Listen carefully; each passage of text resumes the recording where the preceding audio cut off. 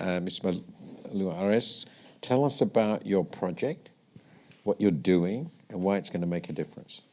Sure. Thanks, Martin.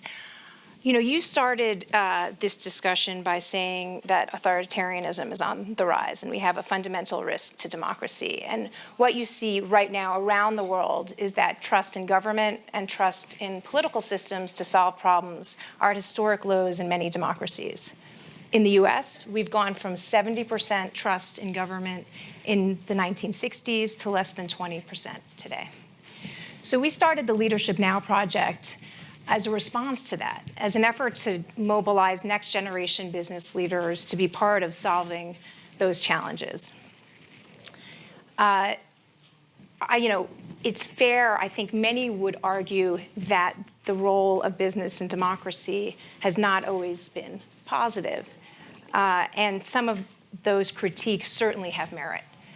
But what we saw as an opportunity was to really set out a path for what principled leadership in democracy can look like. Leadership that prioritizes renewing and restoring our democratic system and doing that in service of an economy that works for all and for future generations. So not only are we really seeing the need and opportunity to bring every segment of society into the conversation of renewing democracy, but also to look at it in new ways. So over the last years, what we've done is bring together leading academics, democracy experts, data scientists to really understand what are the fundamental challenges to American democracy right now. We've had everyone from Harvard Law professor Larry Lessig to Michael Porter from Harvard Business School who are studying the drivers of dysfunction in the US. And we layer that with some novel data science and analysis that's looking at where are the resources in the system, where is money flowing, how is it influencing politics in the US. And what we've learned from that is that there really are two fundamental challenges that we're facing. We're facing a talent problem and a systems problem, and we're going to have to tackle them together. On the talent side, we've seen multiple generations in the US now completely disengaged from politics. If you're under 55 in the US, you probably aren't voting. You're not running for office. If you go to a top university, it's in the single digits, the share of people who are going on to public service.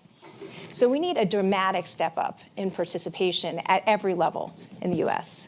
On the system side, we have some fundamental structural issues that are undermining effectiveness. We have a primary system that drives candidates to the extremes.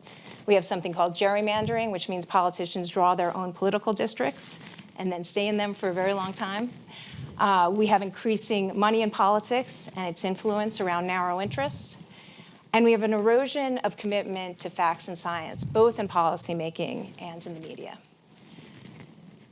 So those are big problems, but we really do think it's the project of our generation, not just a 2-year election cycle project, but a project of the decade ahead to work to fixing democracy and to do it across every segment of society.